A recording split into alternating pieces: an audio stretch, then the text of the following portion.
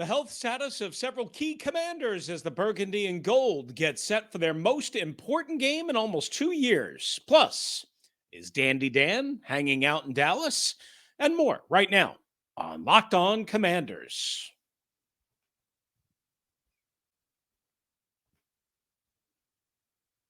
You are Locked On Commanders, your daily podcast on the Washington Commanders. Part of the Locked On Podcast Network, your team every day.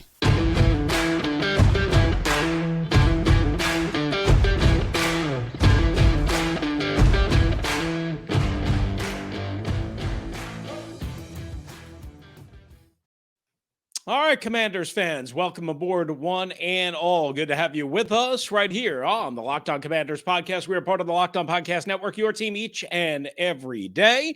We're your daily podcast covering the Washington Commanders, free and available on all platforms, including YouTube, the WUSA 9 Plus app for your Roku or Amazon Fire Stick. And we thank you for making us your first listen and or view of the day. My co-host David Harrison is covering the Washington Commanders for Commander Country on SI.com's FanNation. He is off for this particular episode. He'll return with Crossover Thursday featuring Patricia Traina from Locked On Giants. I'm Chris Russell, one half of the Russell and Medhurst Show on the Team 980, always live and free and on demand on the Odyssey app. You can listen to us live Monday through Friday, 9 a.m. to noon Eastern time, or again, anytime on the Odyssey app, along with this particular podcast, the Locked On Commanders podcast. If we're not here or there, we're on Twitter. David is at dharrison82. I'm at Russellmania621, and the show at LO Commanders. And while you're at it, check out David's great interview with Rob Gronkowski for his Locked On Bucks podcast. Saw that. Thanks to USAA, and good conversation with the former Bucks tight end and Patriots tight end and soon to be Hall of Famer. Today's episode of LOC is brought to you by Bet Online. Bet Online has you covered this season with more props, odds, and lines than ever before. Bet Online, where the game starts. And we begin and start with the injury report that Ron Rivera rattled off to begin his media session on Tuesday afternoon. First time meeting with the media since last Monday, so an 8-day period in between, which is a long time by any standard. Ron obviously took a couple of days to go home and visit his dad after recently losing his mom. Certainly that makes all the sense in the world, came back into town, and then just, again, rattled off a bunch of different things. So in case you weren't paying attention, and honestly, I wasn't even aware of a bunch of these little things, if you will, that creeped up. So you might not be prepared to hear what you're going to hear or see what you're going to see. Jamin Davis had a thumb procedure. He should be okay, though. He's been dealing with it for the last couple of games, Ron said. Had a procedure over the bye week. Will be fine. They'll add extra padding to it. So barring anything going wrong in practice over the next couple of days, Jamin Davis should be okay. Benjamin St-Juste, Ron said, is progressing in the right direction. Now, they did not have a full practice on Tuesday, just a walkthrough. And as a matter of fact, they didn't even have the walkthrough when Ron was speaking to the media. So, you know, barring the fact that anything happened in that particular period and maybe overnight, and by the time you're listening to this or watching it on Wednesday, you might have a different update. We might have a different update. But for right now, Benjamin St-Juste, who's missed the last 2 games, is progressing in the right direction. 2 situations that I wasn't aware of, Montez Sweat, James Smith-Williams, both in concussion protocol. But Ron is optimistic that they might be able to practice as early as Wednesday and that they should be able to play on Sunday. Now, you never, ever, ever, ever, ever know because of concussions. You can have headaches, you can have side effects, you can regress into the protocol. So again, should play on Sunday. And why that's important, of course, is because Chase Young still has not played a single game yet. Now, he is making progress, according to Ron.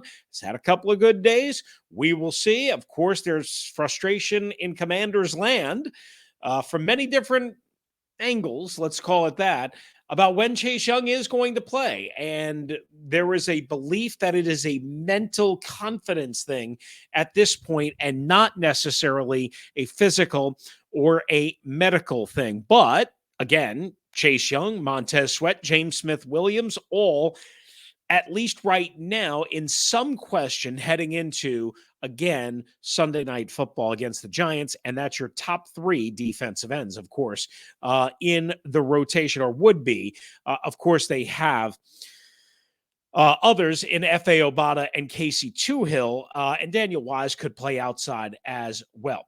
All right, so you have that situation. Sam Cosmi dealing with a sprained ankle, and Ron was basically non-committal on that. They'll reevaluate him throughout the week. Trai Turner apparently doing okay, gotten a lot of treatment on his leg, and Rivera did say he should be, quote, fine.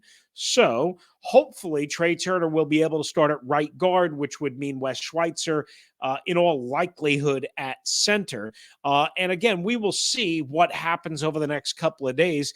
And we will have a final episode of the week after we get the final injury report late Friday afternoon, early Friday evening, time to be exactly announced when David and I can get together after our various schedules sort out. And again, we will have a final injury report. Now, we might not have some of the answers that we want, but we'll have a better indication based on the practice week, which doesn't officially start until Wednesday, Thursday, Friday, as normal, with the Sunday night game. And of course, we weren't due injury reports on Tuesday, but Ron was kind enough to give us a post-bye evaluation. All right, so that's the injury front for the Commanders. Of course, you know, Tyler Larson on IR, Carson Wentz activated off of IR.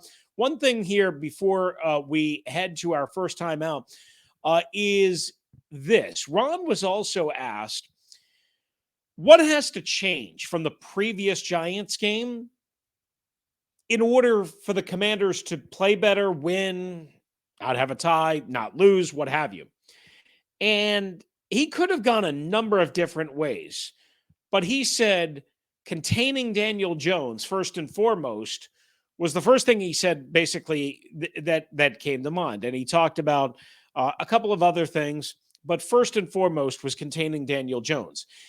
And to some degree, certainly that is true. There is no denying that Daniel Jones hurt them in a couple of different ways, but not, I don't think, horribly, so that you could say, aha, that's the reason why they tied.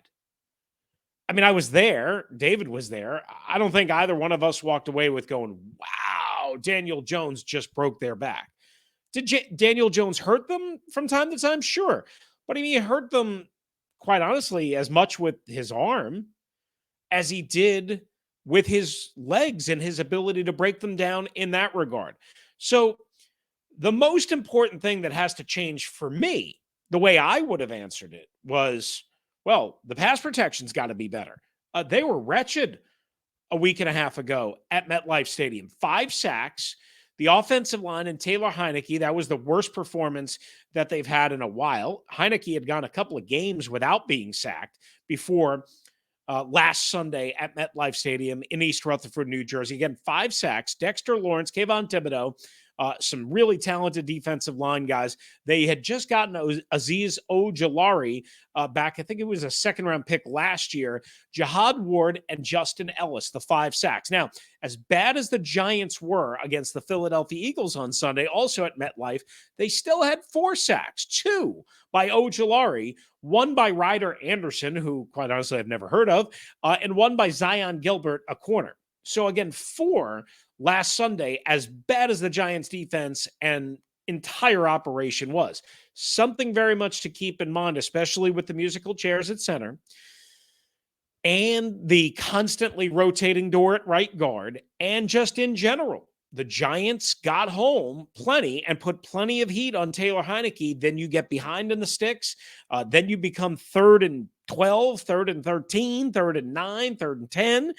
You don't want that to happen on Sunday night or anytime. And with the 49ers coming up, big test the next couple of weeks for the Commanders' offensive line.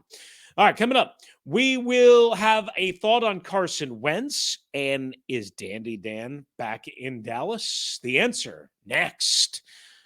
But first, guys, this episode is brought to you by our friends at LinkedIn Jobs. Yes, indeed. LinkedIn. These days, every new potential hire can feel like a high-stakes wager for your small business. You want to be 100% certain that you have access to the best qualified candidates. That's why you should check out LinkedIn Jobs. Here's what you're going to do. You're going to post your job on your profile, right? You're going to create a free job post. Then you're going to add the purple hashtag hiring frame, and all of a sudden you're open for business. Then you're going to get simple tools like screening questions and more to make it easier to focus, narrow down the list of candidates, hire the right person, interview them, all that jazz. Get them in your business and get you some help right around the holidays. That's why small businesses rate LinkedIn Jobs #1 in delivering quality hires versus leading competitors. LinkedIn Jobs helps you find those qualified candidates you want to talk to faster. Post your job for free at linkedin.com/LockedOnNFL. That's linkedin.com/LockedOnNFL to post your job for free. Terms and conditions apply. We're also brought to you by Audible. That's right. Audible's got a new set of football podcasts like Think Like a Champion with Russell Wilson and company. Russ, a champion off the field and on the field, even though it was a big-time struggle for him this year in Denver. Along with his co-host, they interview, among others, two-time Super Bowl champion Von Miller, Tim Tebow, and more on his new podcast, again, as a part of the Audible family called Think Like a Champion. Head over to Locked On Presents for a sneak peek of Think Like a Champion, or catch the full series available anywhere you get your podcast. Available now. Audible, get in the game.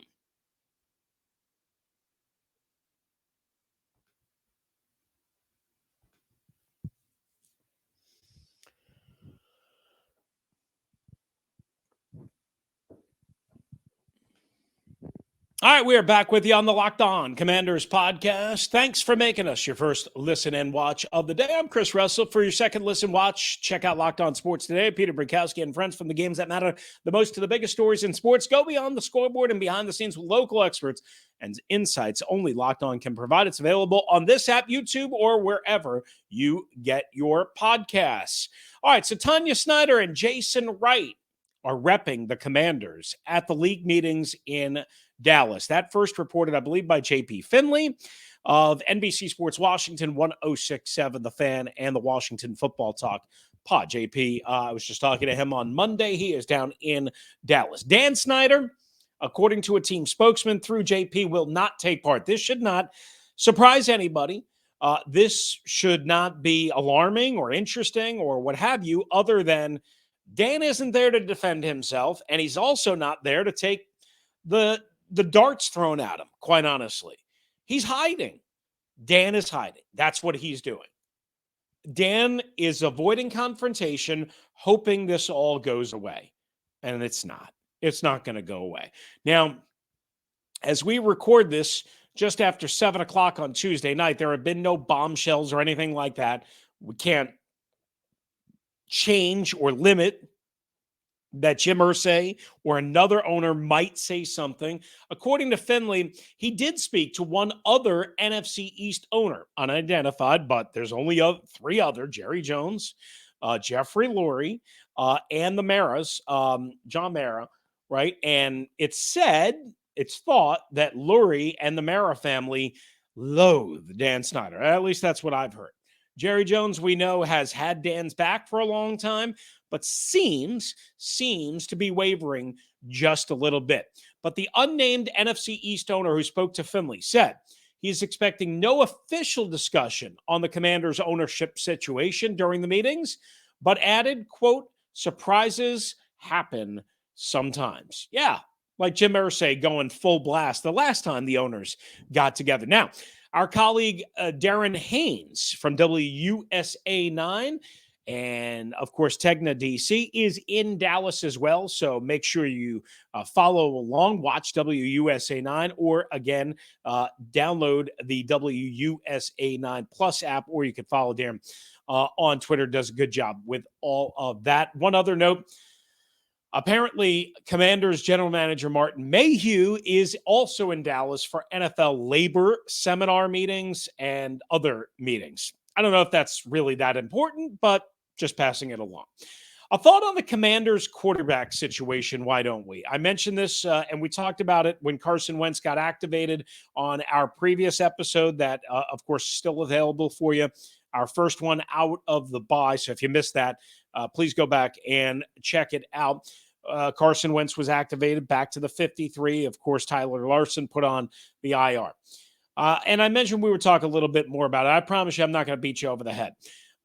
Ron Rivera referred to Wentz as the, quote, primary backup for Sunday.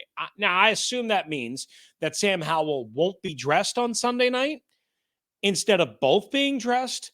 I don't know why you would refer to him as the primary backup, but I mean, again, I can't tell you that I know for sure that Sam Howell won't be dressed. It's just teams generally don't dress three quarterbacks. Now, maybe it's because Carson has not played in a long time that, maybe they want extra insurance. I don't know, but it was kind of an interesting way for Ron to phrase it. Primary backup. The question for me is, will we see Wentz sooner than most are thinking? Once again on Tuesday, Ron refused to rule out that Wentz is not going to play or that Heineke is his quarterback for the rest of the season. Once again, he's been given multiple opportunities and he has refused to say Taylor Heineke is the guy, regardless of bad game or not, bad loss or not. Until we get an answer to that, guys, and even then, I don't know if I would believe it, quite honestly, because I don't believe it to be true anyway. I don't believe Taylor Heineke has done anything grandiose to lock down a position for the next 4 games, no questions asked. I'm sorry. That's just the bottom line truth.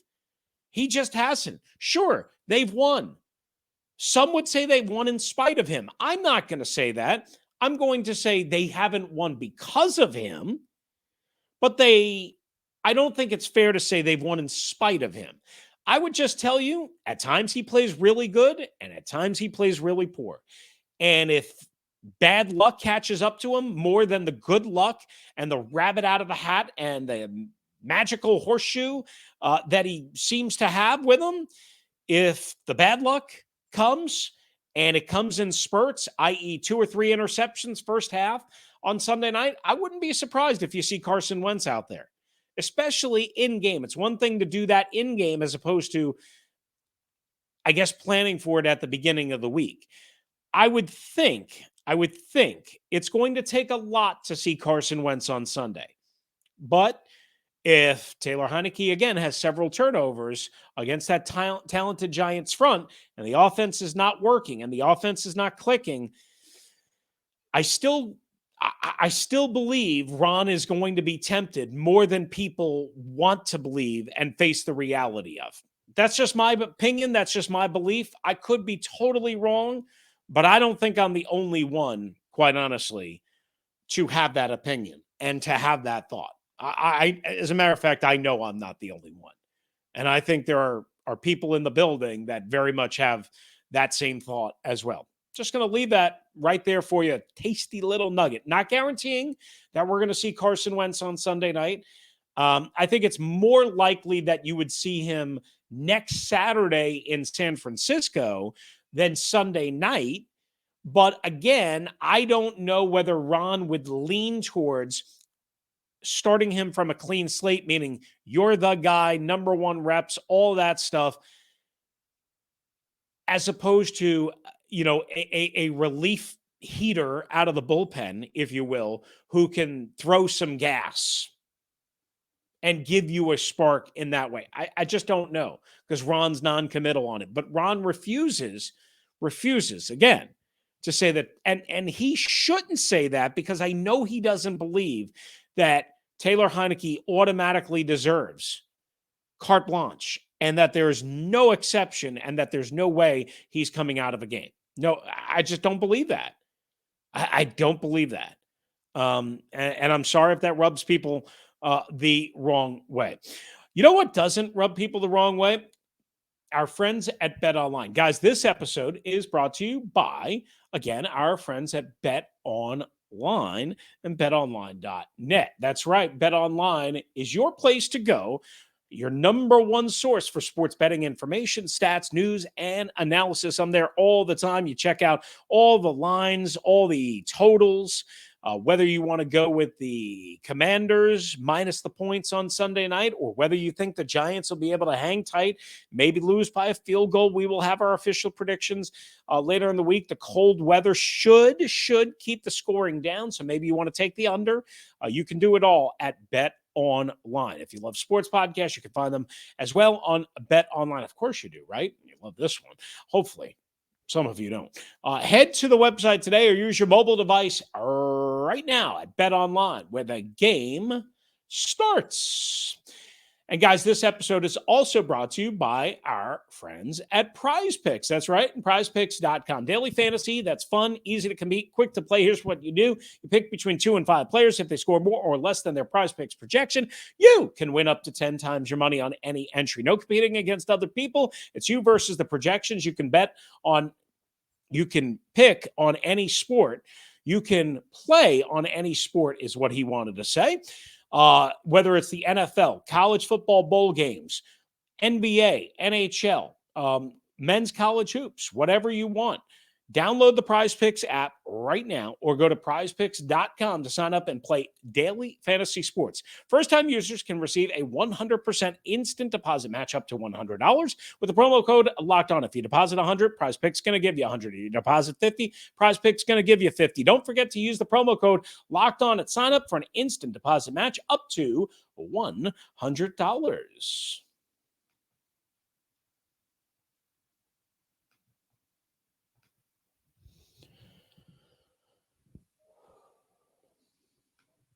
All right, we wrap up shop here on the Locked On Commanders podcast. A closing note on this Sunday night's game on NBC at FedEx Field. Kickoff right around 8:20 Eastern time. It will be chilly. Expected to be right around freezing probably at the start of the game, and lower than that in the high 20s maybe by the time the game ends. But a closing note indeed. Of course, as you know, the Commanders played the Giants in their last game, had the bye week. They played the Giants again right out of the bye. The Giants, meanwhile, played the Philadelphia Eagles in between. So this is not true for them, but it is true for Washington. They will face the same opponent 2 games in a row for the first time in 56 years. And according to the Washington Post, it's only the 3rd time since the AFL-NFL merger in 1970 that an NFL team has faced the same opponent in consecutive regular season games within the same season. That, according, again, to the Washington Post. One final note that has nothing to do with football, but as you know, we always have to talk about what is in the news and what is out there. And that is the attorneys, Lisa Banks, Deborah Katz, for more than 3 dozen former Commanders employees, friends and colleagues of mine, have demanded the removal of quote-unquote sexualized and salacious photographs of former cheerleaders of the team from any part of the congressional record. So they sent a strongly worded letter, as it was reported by John Keim and Tisha Thompson of ESPN, to House Oversight Committee on Oversight and Reform ranking member James Comer, Republican from Kentucky, who has been very confrontational, very outspoken, again, cut down the House Oversight Democratic side last week with their own report. And according to Banks and Katz, they, quote, humiliated and incensed, or they were humiliated, or their clients were, quote, humiliated and incensed by the GOP's reckless dissemination of these photographs. So apparently what was released in some of the samples were pictures blotted out of the cheerleaders from the emails that were sent from Bruce Allen, then the Commanders/Washington NFL president, to former Raiders head coach John Gruden and several other men. Apparently, there were 57 emails distributed as part of the memorandum from the Republican side, right by the release of the Democratic side, or right before.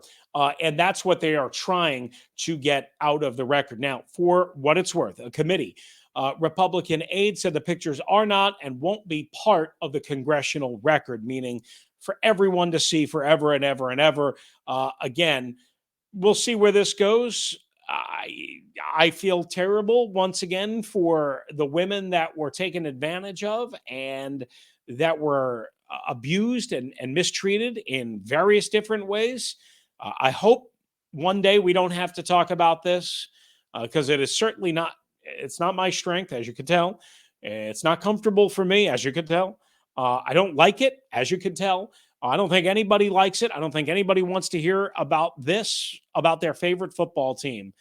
And hopefully one day we just won't have to deal with this. Until that day comes, we have no choice but to at least acknowledge it. And that's the best I can do.